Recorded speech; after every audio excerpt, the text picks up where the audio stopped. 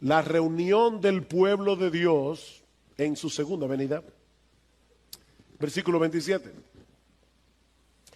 Y entonces enviará a los ángeles y reunirá a sus escogidos de los cuatro vientos, desde el extremo de la tierra hasta el extremo del cielo. A través de toda la historia de la iglesia, y yo quiero recalcar eso, a través de toda la historia de la iglesia hasta el siglo XIX, los creyentes habían creído prácticamente en unanimidad que el Señor Jesucristo habría de regresar una sola vez a la tierra y que en ese momento la iglesia sería arrebatada para encontrarse con su Señor. Repito, esa había sido la creencia de la iglesia a través de toda su historia. Pero en el siglo XIX surgió una creencia nueva que luego vendría a ser muy popular debido a la proliferación de una Biblia anotada por un abogado y pastor llamado Ciro Ingerson Scofield, publicada en el año 1909, y que sostenía la postura de una venida de Cristo en dos partes. Una secreta antes del inicio de una tribulación que según esta creencia duraría 7 años, y una pública inmediatamente después de esa tribulación. En esa primera parte de la segunda venida, la parte secreta, la iglesia sería arrebatada para no pasar por la gran tribulación, mientras que en la segunda etapa de la segunda venida habría de ocurrir todo lo que hemos estudiado hoy en el discurso del Monte de los Olivos. Según esta posición teológica, conocida como rapto pretribulacional, los elegidos de los que se habla en el versículo 27 son los judíos que supuestamente se van a convertir durante ese periodo de tribulación. Esta creencia ha venido a ser tan popular que incluso ya se han filmado varias películas con este tema. Hollywood siempre trata de sacarle partido a las cosas sensacionalistas. Una de esas películas se filmó en el año 2015, titulada Dejados Atrás, protagonizada nada más y nada menos que por Nicolas Cage, un actor de Hollywood sumamente conocido. Ahora, de nuevo quiero volver a decir lo que decía al principio. Mis hermanos, yo no quiero generar controversias innecesarias con este mensaje, y mucho menos ser ofensivo con todos aquellos que creen en una segunda venida en dos etapas y en un rapto pre-tribulacional. De hecho, nosotros mismos venimos de esa tradición, eso creía nuestra iglesia hace muchos años atrás, porque eso fue lo que aprendimos en la iglesia donde conocimos al Señor hace 40 años. Sin embargo, creemos que la evidencia del Nuevo Testamento apunta hacia la segunda venida como un solo evento en el que la iglesia, formada por judíos y gentiles que han creído en Cristo, saldrán al encuentro de su Señor, mientras que los incrédulos recibirán juicio y condenación. Yo les decía al principio, por favor, sopesen los argumentos bíblicos sin prejuicios.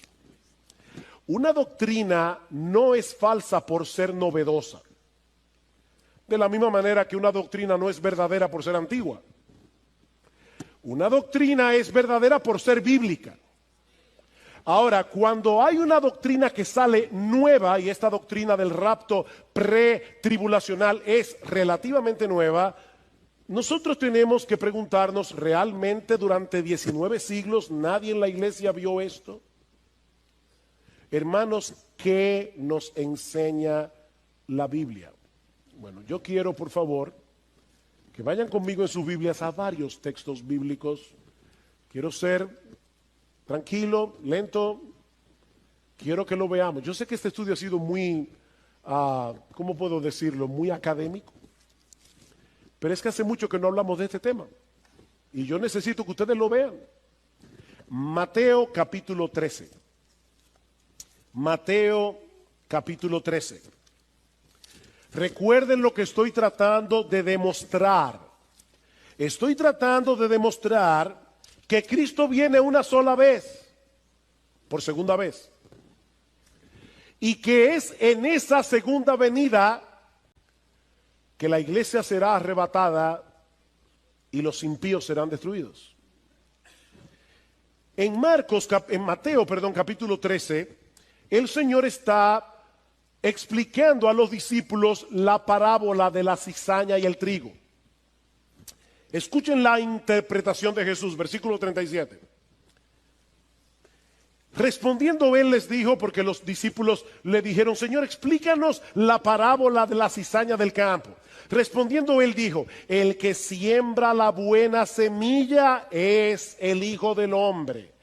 El campo es el mundo, no la iglesia. Yo no sé cuántas veces yo he oído personas diciendo, en la iglesia hay trigo y hay cizaña. Y es verdad que en la iglesia a veces hay trigo y hay cizaña. Pero este pasaje no está hablando de eso. Este pasaje está hablando de que a pesar de que Cristo ya inauguró su reino cuando vino la primera vez, murió en una cruz, ascendió a los cielos y se sentó a la diestra del Padre, Él ya está reinando. Ese reino ya fue inaugurado, pero no ha sido aún consumado. Y es por eso que todavía en su reino hay cizaña. Dice, el campo es el mundo. La buena semilla son los hijos del reino.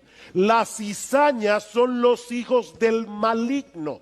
Y el enemigo que la sembró es el diablo. La siega es el fin del mundo. Y los segadores son los ángeles. Mateo 24, Marcos 13. Por tanto, así como la cizaña se recoge y se quema en el fuego, de la misma manera será en el fin del mundo. El Hijo del Hombre enviará a sus ángeles y recogerán de su reino a todos los que son piedra de tropiezo, a los que hacen iniquidad, y los echarán en el horno de fuego. Allí será el llanto y el crujir de dientes. Entonces los justos resplandecerán como el sol en el reino de su Padre. Mis hermanos, ¿cuándo sucederá eso? En el fin del mundo, cuando nuestro Señor Jesucristo regrese en gloria. Los malos serán recogidos de su reino y los justos también serán recogidos por los ángeles del cielo para reinar con Cristo por los siglos de los siglos. Primera Tesalonicenses capítulo 4.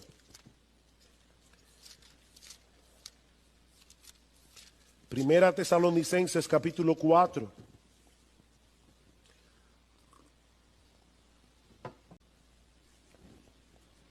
Alguien publicó un video por ahí diciendo que yo no creía en el arrebatamiento. Y hasta hereje me llamaron.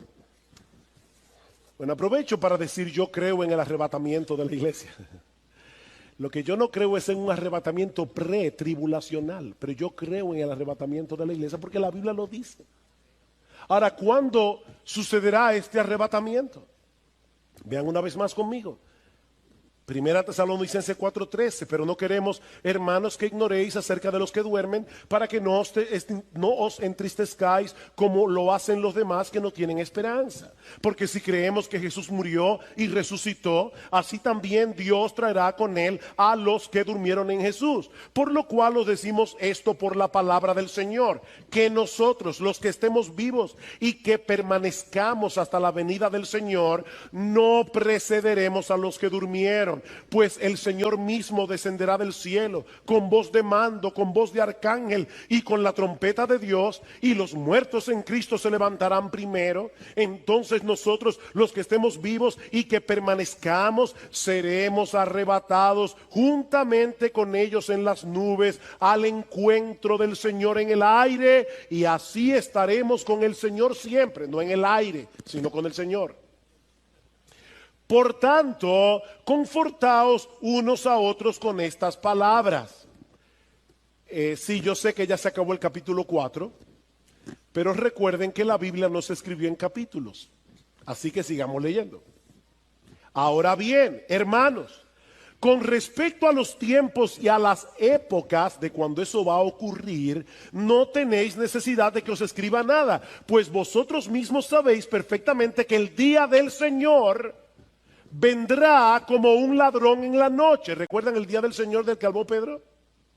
El día del Señor vendrá como un ladrón en la noche, que cuando estén diciendo paz y seguridad, entonces la destrucción vendrá sobre ellos repentinamente como dolores de parto a una mujer que está encinta, y no escaparán. Mis hermanos, cuando yo leo este texto, en su contexto, yo no veo una venida pretribulacional 7 años en secreto y luego una venida pública 7 años más tarde en la que los malos serán destruidos. Pablo está hablando aquí de un día del Señor en el que Cristo viene, los muertos resucitan, los creyentes son arrebatados y los impíos son destruidos. Segunda Tesalónica, capítulo 1. Para mí es importante, hermano, que ustedes lo vean. Así que yo me voy a tomar mi tiempo. Segunda Tesalonicenses capítulo 1, versículo 6. Porque después de todo es justo delante de Dios retribuir con aflicción a los que os afligen y daros alivio a vosotros que sois afligidos, y también a nosotros cuando el Señor Jesús sea revelado desde el cielo con sus poderosos ángeles en llama de fuego. ¿Ven ustedes, hermanos? Jesús viene y dice Pablo, Él le dará alivio a los creyentes y los impíos serán destruidos. Versículo 8. Dando retribución a los que no conocen a Dios y a los que no obedecen al evangelio de nuestro Señor Jesús, estos sufrirán el castigo de eterna destrucción, excluidos de la presencia del Señor y de la gloria de su poder. ¿Cuándo? Cuando Él venga para ser glorificado en sus santos en aquel día y para ser admirado entre todos los que han creído. ¿Dos venidas o una sola? Dice, el día que el Señor venga, los impíos serán destruidos y Él será admirado por sus santos, aquellos que han creído. Pero no se detiene allí, capítulo 2. Pero con respecto a la venida de nuestro Señor Jesucristo y a nuestra reunión con Él, de paso el verbo, la palabra que se usa allí, reunión, tiene la misma raíz que la que usa Cristo en Marcos 13, cuando dice que los ángeles reunirán a sus escogidos. Se está hablando aquí del arrebatamiento. Dice, con respecto a la venida de nuestro Señor Jesucristo y a nuestra reunión con Él. ¿Cuál es la teoría del rapto pretribulacional? Viene Cristo en secreto, se lleva a su iglesia y el anticristo comienza a perseguir a los creyentes. 7 años más tarde viene el Señor. ¿Pero es eso lo que enseña este texto? Vean conmigo de nuevo. Con respecto a la venida de nuestro Señor Jesucristo y a nuestra reunión con Él, os rogamos, hermanos, que no seáis sacudidos fácilmente en vuestro modo de pensar, ni os alarméis, ni por espíritu, ni por palabra, ni por carta, como si fuera de nosotros, en el sentido de que el día del Señor ha llegado. Que nadie os engañe en ninguna manera, porque no vendrá sin que primero venga la apostasía y sea revelado el hombre de pecado, el hijo de perdición. Pablo dice, Cristo no vendrá hasta que eso suceda. Y dice en el versículo 8, y entonces será revelado ese inicuo a quien el Señor matará con el espíritu de su boca y destruirá con el resplandor de su venida. Vuelvo y repito, mis hermanos, no quiero ofender a los que han creído y creen en una venida de Cristo en dos etapas y en un rapto pretribulacional, pero mis hermanos, lo que yo veo en la Biblia, en el Nuevo Testamento, es que Cristo viene una sola vez. Los suyos serán arrebatados y vienen con Cristo a una tierra nueva y a un cielo nuevo cuando ya los impíos hayan sido completamente destruidos. Esto encaja perfectamente con la enseñanza del Señor en el discurso del Monte de los Olivos. Cuando nuestro Señor y Salvador regrese en gloria, Él enviará a sus ángeles para que recoja su trigo en el granero y la paja sea quemada en un fuego que nunca se apagará. Ahora, yo no quisiera, mis hermanos, que la parte controversial de este mensaje desvíe nuestra atención del hecho de que estamos a la espera del regreso de nuestro bendito Señor y Salvador. En eso estamos de acuerdo, ¿verdad? Dice el pastor Albert Martin acerca de este capítulo: lo que es más importante en este capítulo está claro, Cristo viene. Y lo que está claro debe dominar nuestros pensamientos. Mis hermanos, Cristo viene. Por más que el mundo se burle de esa expresión, como dice Pedro en su segunda carta, el día llegará cuando los cielos se estremecerán y todos verán al Hijo del Hombre viniendo en las nubes con poder y gran gloria. Y así como se cumplieron al pie de la letra cientos de profecías que anunciaban la primera venida de Cristo, mis hermanos, así podemos tener completa certeza de que Él regresará por segunda vez para ser admirado entre todos los que han creído, como dice Pablo. Mis hermanos, esa es nuestra esperanza. Esa es nuestra esperanza, que algún día estaremos físicamente con nuestro Señor y Salvador para no separarnos de Él nunca más. Mis hermanos, nuestra esperanza no es ir al cielo y ver las puertas de perlas y caminar por la calle de oro. No, mis hermanos, nuestra esperanza es estar con Jesús, que en este momento está en el cielo. Hablando de los creyentes en Tesalónica, Pablo les dice que ellos se habían convertido de los ídolos a Dios. ¿Para qué? Para servir al Dios vivo y verdadero y esperar de los cielos a su Hijo. ¿Tú escuchaste eso? La verdadera conversión consiste en dos cosas. En la verdadera conversión, los ídolos del corazón son destronados para colocar a Dios en el trono de nuestras almas como el objeto máximo de nuestro deleite. Pero al mismo tiempo la conversión redirige, replantea por completo el objeto de nuestra esperanza. Nosotros nos convertimos para esperar de los cielos a su Hijo. Para eso nos convertimos. Para tener esa esperanza. Todos los seres humanos viven por una esperanza. Eso es lo que los motiva a levantarse por la mañana. Eso es lo que los lleva a hacer todo lo que hacen cada día. Bueno, mis hermanos, lo que Pablo está diciendo aquí es que uno de los resultados de la salvación es llevarnos a esperar en la segunda venida de Cristo por encima de cualquier esperanza terrenal. Sí, hay muchas cosas legítimas que nosotros podemos esperar en esta vida.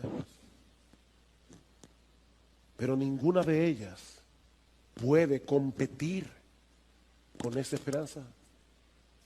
El Señor descenderá del cielo y nosotros nos reuniremos con Él.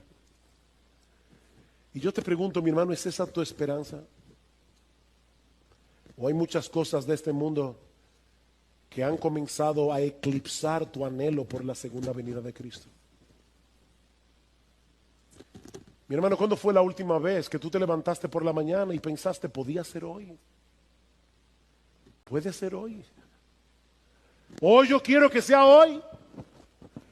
Oh, si ven, Señor Jesús, como dice Juan en el Apocalipsis.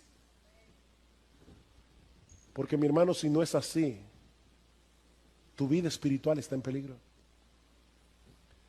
Si tú no estás viviendo a la luz de la esperanza de la segunda venida, mi hermano, tu vida espiritual está en peligro. Pablo dice en Tito capítulo 2, me encanta este pasaje, que la gracia de Dios se ha manifestado para salvación a todos los hombres, enseñándonos que renunciando a la impiedad y a los deseos mundanos, vivamos en este siglo sobria, justa y piadosamente. Dice John Piper, hay personas que dicen, es que los cristianos que viven esperando la segunda venida se olvidan de las cosas aquí abajo. No. Esperar la segunda venida nos motiva a estar activos en la iglesia, nos motiva a predicar el evangelio, nos motiva a buscar la gloria de Dios en todo lo que hacemos, aún en nuestras vocaciones terrenales. No, dice Piper, el problema no es que nosotros estemos pensando demasiado en el cielo, es que estamos pensando demasiado en el mundo. Dice que la gracia de Dios nos enseña a renunciar a la impiedad y a los deseos mundanos y vivamos en este siglo sobria, justa y piadosamente, aguardando la esperanza bienaventurada y la manifestación gloriosa de nuestro gran Dios y Salvador Jesucristo. ¿Saben por qué muchas veces los que profesan ser cristianos se ven tan mundanos? Bueno, en muchos casos es porque no son cristianos, pero en otros casos es porque han perdido de vista la segunda venida del Señor, la segunda venida de Cristo. ¿Cómo debería vivir un cristiano que se levanta todos los días de su vida diciendo, Señor, estas próximas 24 horas las voy a vivir como si fuera a encontrarme contigo al final del día? ¿Cómo viviría un cristiano? Mis hermanos, ¿por qué el mundo nos atrae tanto? Porque hemos perdido de vista esa esperanza, la esperanza de estar con nuestro Señor. Eso es lo que motiva al creyente a vivir en santidad. Eso es lo que motiva al creyente a hacer buenas obras. El hecho de aguardar esa esperanza bienaventurada. Algún día estaremos con nuestro Señor y echaremos nuestras coronas a sus pies en eterna gratitud por habernos comprado con su sangre y por habernos atraído hacia Él con cuerdas de amor. ¿Se dieron cuenta, como dice Pablo en 2 Tesalónica 2:1, la venida de Cristo y nuestra reunión con Él? No es una película fantástica la que estamos, yo quisiera ver cómo los cielos se enrollan como un pergamino. Olvídate de eso. Esas son las cosas que acompañarán la segunda venida, pero eso no es importante. Lo importante es que Cristo viene y nosotros estaremos con Él. Nuestra reunión con Él, dice Pablo, y así estaremos siempre con el Señor. Y añade, alentaos unos a otros con estas palabras. ¿Cuándo fue la última vez, mi hermano, que tú te acercaste a un creyente en aflicción y le dijiste, mi hermano, estoy sufriendo contigo? Yo sé lo que tú estás pasando, pero no te olvides, hay una luz al final del túnel porque Cristo viene. ¿Cuándo fue la última vez que tú alentaste a alguien con esas palabras? Porque Pablo dice, alentaos unos a otros con estas palabras. Hermanos, Cristo viene. Y yo te pregunto una vez más, mi amigo, ¿es esa tu esperanza? Miembro de Iglesia Bíblica del Señor Jesucristo, ¿estás aguardando con expectativa el retorno de tu Señor? ¿Estás velando, estás orando, estás ocupado en buenas obras? Estad preparados. El Señor exhorta a sus discípulos, a los 12 apóstoles que estaban allí, que escucharon originalmente este discurso. El Señor los exhorta a estar alertas en cuanto a la destrucción de Jerusalén. Versículos 28 al 31. Pero a partir del versículo 32, Cristo exhorta a su iglesia en general a estar preparados para su regreso, porque no sabemos cuándo será. Con esto en mente, veamos ahora la primera parte de este pasaje, versículo 28. De la higuera aprended la parábola.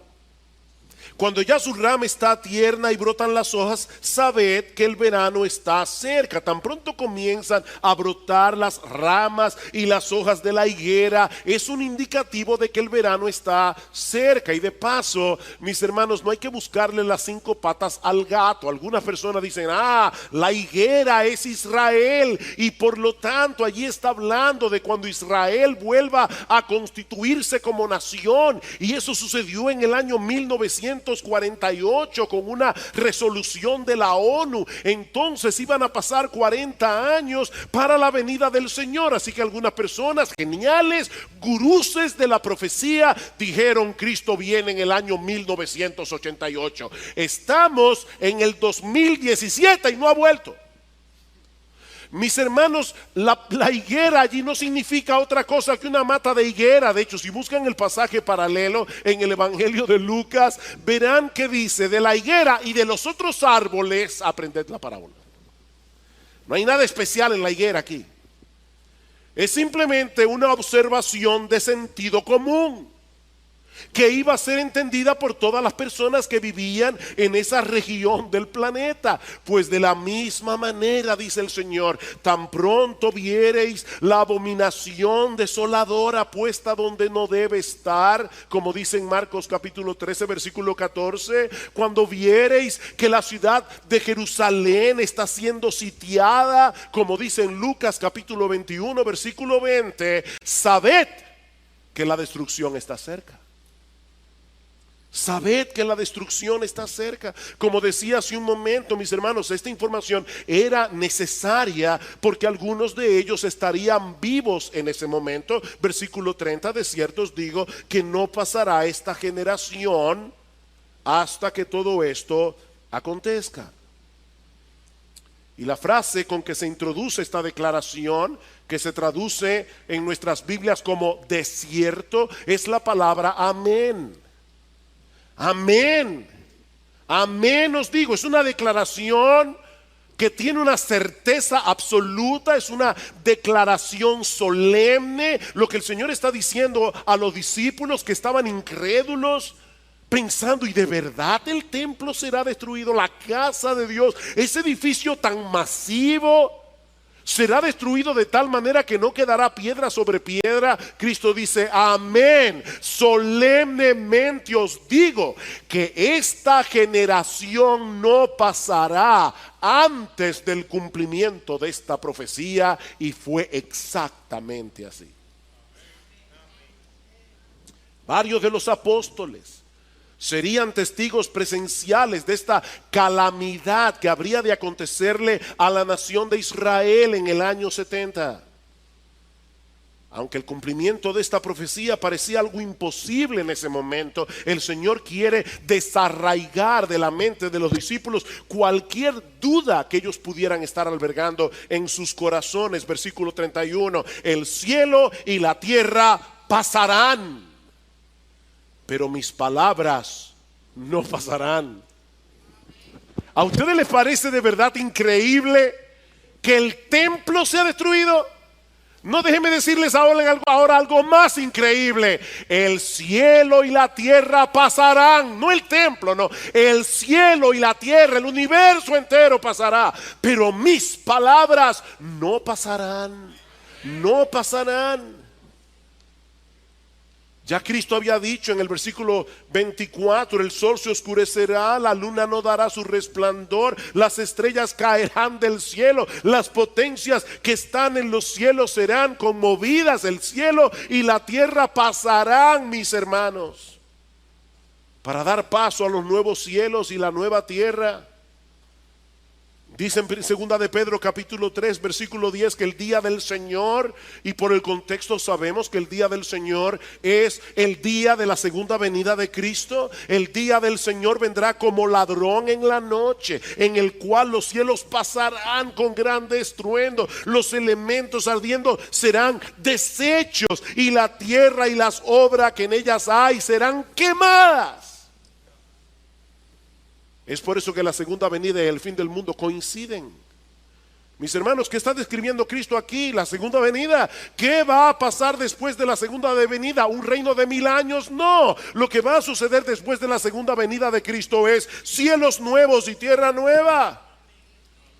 Pero nosotros, dice Pedro, esperamos según sus promesas cielos nuevos y tierra nueva en los cuales mora la justicia. Nos parece difícil imaginar algo así. El cielo y la tierra parecen tan estables.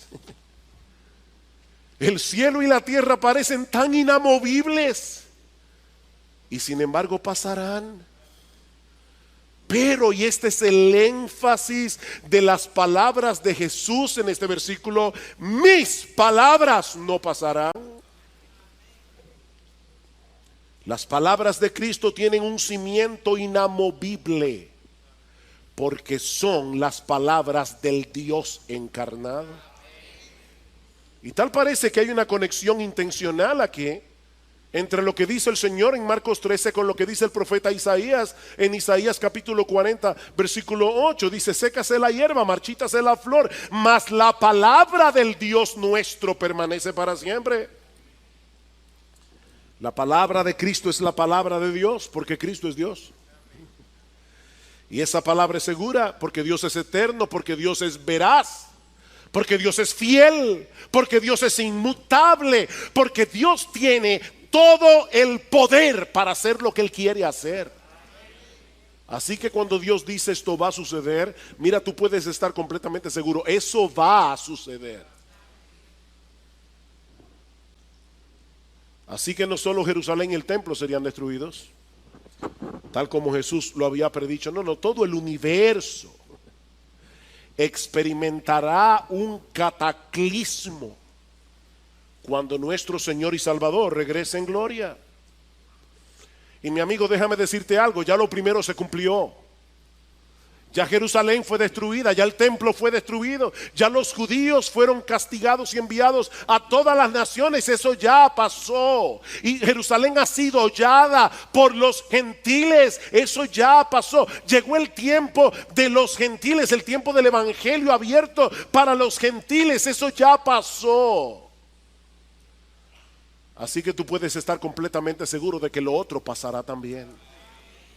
Nuestro Señor Jesucristo volverá.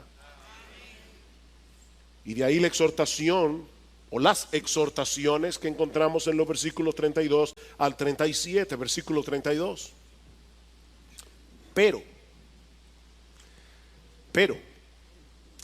de aquel día y la hora nadie sabe.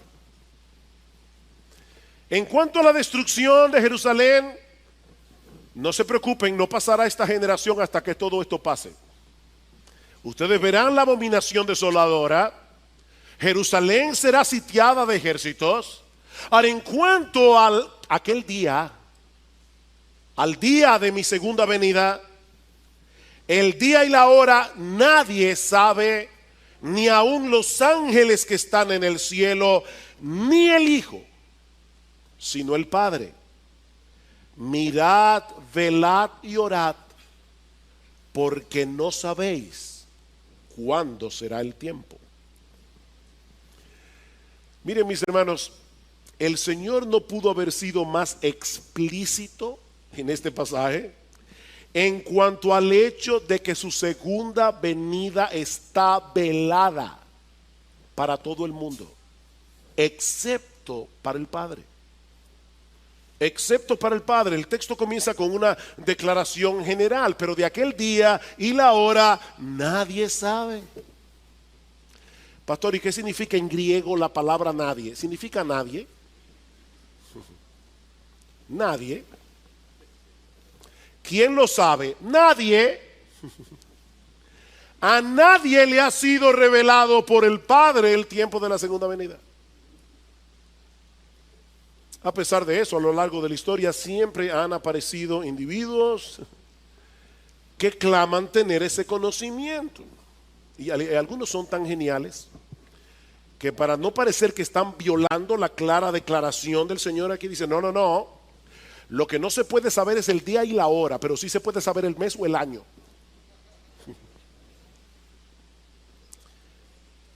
Nadie sabe el tiempo, ni el día, ni la hora, ni la semana, ni el mes, ni el año. Que eso nadie lo sabe. Nadie lo sabe.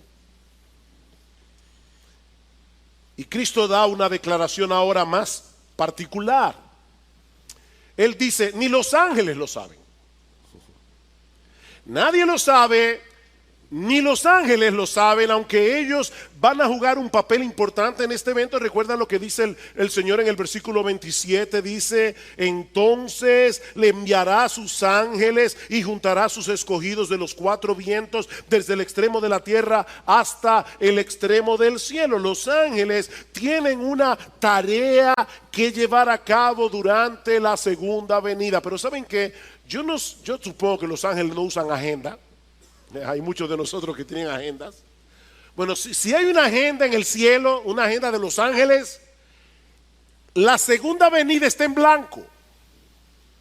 En esa agenda solo dice lo que ellos van a hacer en la segunda venida, pero la fecha de la segunda venida en la agenda de los ángeles está en blanco. Ellos no saben cuándo viene Jesús. Pero no solo eso, tampoco los apóstoles lo saben, o lo sabían. Vean el versículo 33, dice, mirad, velad y orad porque no sabéis. ¿Quiénes no sabían? Los apóstoles que estaban escuchando a Jesús. No sabéis cuándo será el tiempo. Versículo 35, velad pues porque no sabéis cuándo vendrá el Señor de la casa. Mis hermanos, los apóstoles que pusieron el fundamento sobre los cuales está edificada la iglesia de Cristo, como dice Pablo en Efesios capítulo 2, versículo 20, los que escribieron el Nuevo Testamento, donde están hoy las palabras de Jesús, ellos murieron sin saber el día de la segunda venida. Pero este texto dice algo todavía más sorprendente. Versículo 32. Pero de aquel día y la hora nadie sabe, ni aun los ángeles que están en el cielo, ni el Hijo. Ni el Hijo, sino el Padre. Wow, el Señor acaba de afirmar en el versículo 31 que sus palabras no pasarán. O sea, Él acaba de equiparar sus palabras a las palabras del Padre, pero ahora nos dice en el versículo siguiente que a Él no le fue revelado el tiempo de su segunda venida. ¿Cómo podemos explicar esto? Mis hermanos, esta declaración no debiera ser tropiezo para nadie que acepte la doctrina bíblica de la encarnación, de la segunda persona de la Trinidad. Mis hermanos, cuando Dios el Hijo aceptó la voluntad del Padre de venir a salvarnos, Él tuvo que asumir una naturaleza humana semejante en todo a la nuestra, pero sin pecado. Cristo era 100% Dios y 100% hombre. Él poseía en su persona todas las características que hacen que Dios sea Dios y todas las limitaciones que son propias del ser humano. Una sola persona, dos naturalezas. Sin mezcla, sin confusión, Cristo era Dios y era hombre. Eso es un misterio, mis hermanos. Pero eso es lo que se revela claramente en las escrituras del Nuevo Testamento. Cristo no se hizo menos Dios al hacerse hombre, pero tampoco era una especie de Superman por el hecho de que era Dios. No, no, no, mis hermanos. Él se hizo hombre con todo lo que eso implica, excepto el hecho de que él nunca pecó. Porque de no haber sido así, él no habría podido dar su vida por nosotros en la cruz del Calvario, porque Dios no puede morir. Dios no puede morir. Pero el Señor Jesucristo expiró en la cruz. No fue un simulacro de muerte lo que él experimentó allí. No. Jesús experimentó una muerte real y verdadera como cualquier otra muerte. Predicando en el pórtico de Salomón, en Hechos capítulo 3, versículo 15, Pedro acusa a los judíos de haber matado al autor de la vida. Ese texto siempre me ha chocado. Ustedes mataron al autor de la vida. ¿Cómo puede ser posible que simples criaturas del polvo hayan podido matar al que creó todas las cosas, incluyendo la vida misma? Mis hermanos, la naturaleza humana que asumió el Hijo de Dios era humana, era verdaderamente humana. Y los seres humanos mueren. Y los seres humanos no lo saben todo.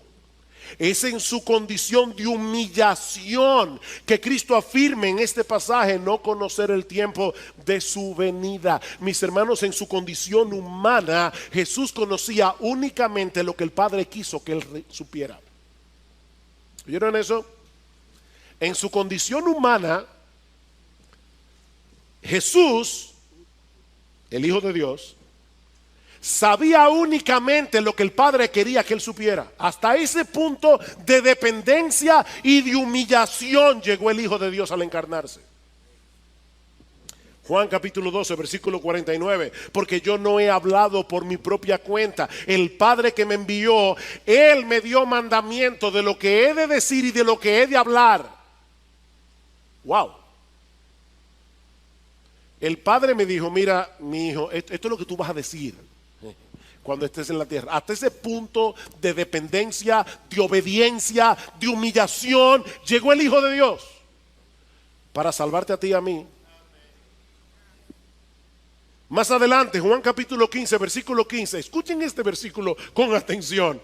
Dice el Señor a sus discípulos: ya no os llamaré siervos, porque el siervo no sabe lo que hace su Señor, pero os he llamado amigos, porque todas las cosas que oí de mi Padre os las he dado a conocer. Y el tiempo de su segunda venida no fue una de esas cosas. El Padre no le reveló eso a Jesús durante su encarnación. Y, hermanos, esto es una lección para nosotros en cuanto a la aceptación de la voluntad de Dios. Porque no vemos en la Biblia a Jesús diciendo: Padre, por favor, es mi segunda venida, es el tiempo de mi glorificación, por favor, dime, dame un tips de cuándo es. No, el Padre le dijo: tú no tienes por qué saber eso. Y el Señor no tiene problema en decir: yo no lo sé. Como hombre no lo sé. En mi condición de humillación no lo sé. En mi naturaleza humana no lo sé. Ni el Hijo. Ahora, déjenme volver atrás. Hermanos, esta declaración de Jesús no debería ser causa de tropiezo. Esta declaración de Jesús debe ser causa de un asombro reverente. de un asombro irreverente. La segunda persona de la Trinidad se hizo hombre para salvarnos, verdaderamente hombre, con todas las limitaciones de la naturaleza humana, incluyendo la limitación del conocimiento. Porque de no haber sido así, Cristo no nos hubiera podido salvar. Él tenía que ser Dios y hombre, no Dios hombre, porque eso ya sería una tercera categoría. Ni Dios ni hombre, es Dios hombre. No, Él no es Dios hombre, Él es Dios y hombre. Él lo sabe todo, no lo sabe todo. Él es todopoderoso, es débil y murió en debilidad. Es eterno y murió en la cruz. Puede estar en todas partes y no puede estar en todas partes. Pastor, explíqueme eso. No puedo. No puedo. Eso es un misterio. Pero eso es lo que dice la Biblia. Ahora, de paso, hermanos, esta es una prueba contundente a favor de la integridad de las Escrituras. Piensen en esto. Cuando se escribieron los evangelios, la iglesia estaba por todo el imperio romano predicando que Jesucristo, siendo Dios, se hizo hombre para salvarnos. Si los apóstoles no hubieran sido inspirados por el Espíritu Santo y ellos hubieran inventado lo que escribieron en los evangelios, miren, probablemente ellos no hubieran puesto ese versículo ahí. Porque ellos sabían que eso podía atentar contra la deidad de Cristo, como de hecho hacen los testigos de Jehová en el día de hoy, que son unos herejes, porque no creen que Cristo es Dios. Eso es una herejía. Pero ellos fueron inspirados por el Espíritu Santo y por lo tanto ellos escribieron con exactitud lo que Jesús dijo. Y lo que Jesús dijo es que del día y la hora nadie sabe, ni el Hijo sino el Padre. Y ellos escribieron eso inspirados por el Espíritu Santo. Versículo 33. ¿Qué debemos hacer ante esta realidad de que no sabemos el tiempo de la venida? Mirad, velad y orad, porque no sabéis cuándo será el tiempo. Mirad, velad y orad. Como nadie puede saber con certeza que no será en este año, que no será en el otro, mirad, velad y orad. Alguien me preguntaba el domingo pasado, dos jovencitas de aquí de la iglesia, me preguntaron: pastor, pero si Jesús dijo que este evangelio debía ser predicado a todas las naciones, ¿no es eso una señal de que Jesús no puede venir pronto? Porque hay muchas naciones no alcanzadas. Mi respuesta fue: no necesariamente. Porque lo que Jesús dice literalmente en este pasaje es que el evangelio debe llegar a todas las etnias del planeta, a todas las etnias del planeta. Y lo cierto es que hay algunas de esas etnias que hoy están entre el grupo de las no alcanzadas, que en algún punto de la historia recibieron ya el evangelio. Muchos de los países de Medio Oriente que hoy son musulmanes ya recibieron el evangelio en el siglo I, segundo, tercero, cuarto. Ya se les predicó el evangelio, ya llegó el evangelio ahí.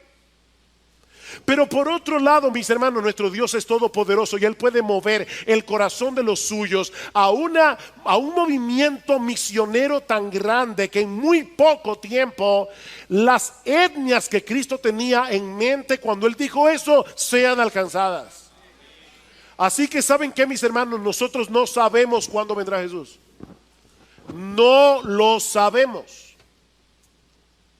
Por lo tanto, mirad, velad y orad, porque aparte de todo, la segunda venida de Cristo es el próximo gran evento en el calendario de la historia de la redención. Eso es lo que estamos esperando.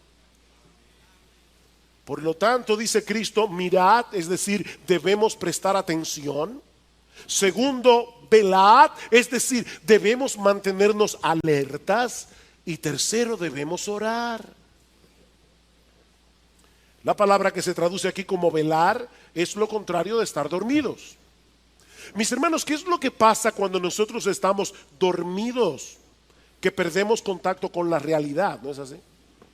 Tú estás dormido. Un individuo puede tener un mal matrimonio, puede tener un montón de deudas, puede ser que mañana lo boten del trabajo, pero si él logra conciliar el sueño, él pierde contacto con esa realidad. Los problemas siguen ahí, pero él está durmiendo. Aunque los problemas siguen ahí, él pierde contacto con la realidad. Mis amados hermanos, miembros de Iglesia Bíblica del Señor Jesucristo, eso es precisamente lo que ocurre con aquellos que están dormidos espiritualmente. Están rodeados de peligros, peligros que amenazan su vida espiritual, peligros que amenazan su utilidad en el reino, pero ellos están ajenos a esa realidad. Ellos están durmiendo. De ahí la exhortación de Jesús. Presten atención, despiértense de ese sopor espiritual. Y es importante, hermanos, notar que estas tres palabras, mirad, velad y orad, están en presente imperativo. ¿Y eso qué significa? Primero, que es una orden, y en segundo lugar, que implican un esfuerzo consciente y constante de nuestra parte. Esto no se hace por inercia. Esto es algo, mi amado hermano, mi amada hermana, que tú y yo tenemos que hacer de manera intencional. Debemos hacer esto de manera intencional. Es por eso que la oración está incluida aquí, porque es imposible evitar las distracciones del mundo si no es en dependencia del Espíritu de Dios. Oren. Oren, mis hermanos. Nosotros debemos vivir a la espera del regreso de nuestro Señor. Nosotros debemos colocar ese evento en letras rojas en todas las páginas de nuestra agenda. Tú tienes una agenda, ponlo ahí en el tope en letra roja. Cristo viene, Cristo viene, Cristo viene. Todos los días de tu agenda, Cristo viene, y yo estoy aquí para esperar a mi Señor. Versículo 34. Es como el hombre que yéndose lejos dejó su casa y dio autoridad a sus siervos y a cada uno su obra, y al portero mandó que velase. Velad pues, porque no sabéis cuándo vendrá el Señor de la casa, si al anochecer o a la medianoche o al canto del gallo o a la mañana, para que cuando venga de repente no os halle durmiendo. Y lo que a vosotros digo, a todos lo digo: velad. Velad. ¿Se dan cuenta cómo se resaltan aquí las mismas cosas otra vez? No sabemos cuándo viene Jesús y su venida será repentina. ¿Vieron eso? Para que cuando venga de repente no os halle durmiendo. Cada uno debe mantenerse espiritualmente despierto para poder hacer lo que Cristo le encargó que hiciera, de acuerdo a sus dones, de acuerdo a sus oportunidades. Mi hermano, tú fuiste salvado por Cristo para hacer algo. Él te dio dones.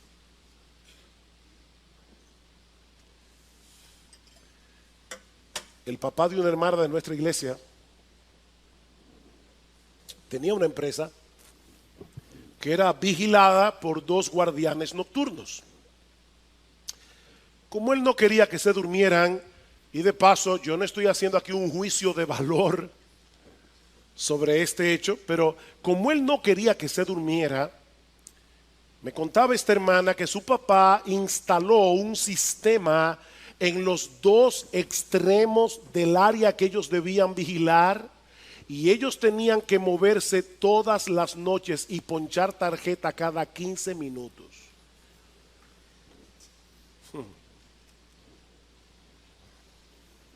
Cada 15 minutos.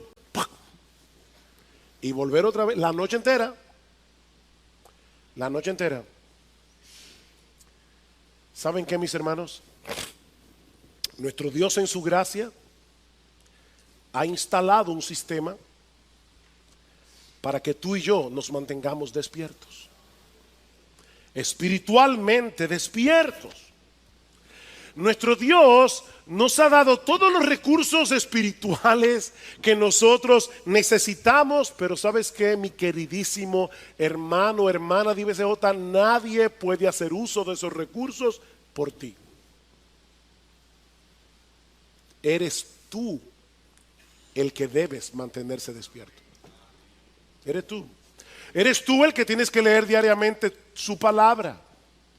Porque la palabra es lo que nos da una dosis de realidad. La palabra de Dios. Nosotros tendemos como a ser pajaritos en el aire, pero la palabra de Dios nos aterriza. Sed sobrios y velad, porque vuestro adversario el diablo, como león rugiente, anda alrededor buscando a quien devorar.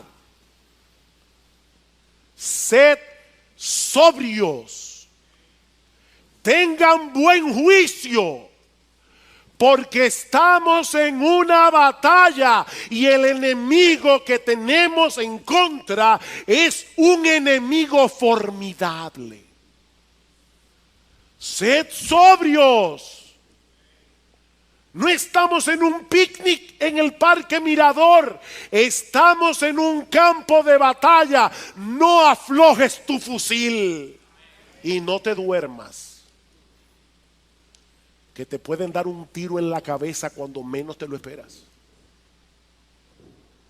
Sed sobrios y orad, porque es a través de la oración que nosotros obtenemos la ayuda necesaria para enfrentar al enemigo. Mi hermano, tú quieres permanecer despierto, mantente cerca de la palabra, mantente cerca de la oración, porque no hay otra manera. Pero tampoco te alejes de la iglesia. Tampoco te alejes de la iglesia. Hay muchos que creen que pueden vivir sus vidas cristianas independientes de los demás. Pero mis hermanos amados, Dios no diseñó la vida cristiana para que funcione en aislamiento. Dice el autor de la carta a los Hebreos, y está advirtiendo precisamente en contra de la apostasía, dice: mantengan firme y sin fluctuar la profesión de nuestra esperanza, porque fiel es el que prometió. ¿Saben lo que dice inmediatamente después? Y consideremos unos a otros para estimularnos al amor y a las buenas obras, no dejando de congregarnos como algunos tienen por costumbre, sino exhortándonos, y tanto más cuando veis que aquel día se acerca. Ante la realidad de que nos acercamos cada vez más al encuentro de nuestro Señor, no dejemos de congregarnos, para que podamos estimularnos unos a otros al amor y a las buenas obras. Necesitamos el cuerpo de Cristo para mantenernos alertas, para mantenernos despiertos. Necesitamos exponernos a la predicación de la palabra. Necesitamos exponernos a las ordenanzas del Señor, como lo haremos esta noche, celebrando la Santa Cena. Oh, mis hermanos, despojémonos de todo peso y del pecado que nos asedia, para que podamos seguir corriendo con paciencia la carrera que tenemos por delante, porque muy pronto veremos a nuestro Señor. Despierta, mi hermano, si estás durmiendo. Despierta. Mantente alerta si estás despierto, pero no dejes de velar. Coloca delante de tus ojos ese día señalado en la agenda de Dios, para que nada te distraiga.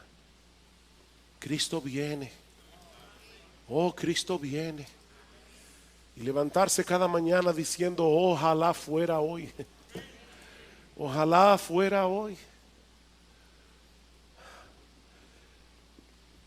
Hay veces que por razones ministeriales uno tiene que salir de viaje sin la esposa. Y cuando ya se acerca el día del vuelo de regreso a casa, uno está a veces tan emocionado por volver a casa y ver a la familia que uno no puede dormir. ¿No les ha pasado eso? Uno no puede dormir. Nuestro bendito Señor vuelve y nosotros estaremos para siempre con Él.